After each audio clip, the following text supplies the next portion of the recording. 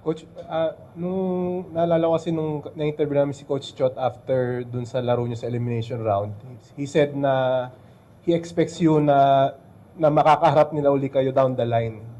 Do you feel the same way na in order to kumbaga in order to get over the hump, kailangan yung Yes, matalunan? yes. No, kasi kami wala naman kaming dadaan ng iba eh.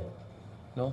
Ang dadaanan mo lang naman diyan, TNT Ginebra at saka San Miguel na yun yung di ba?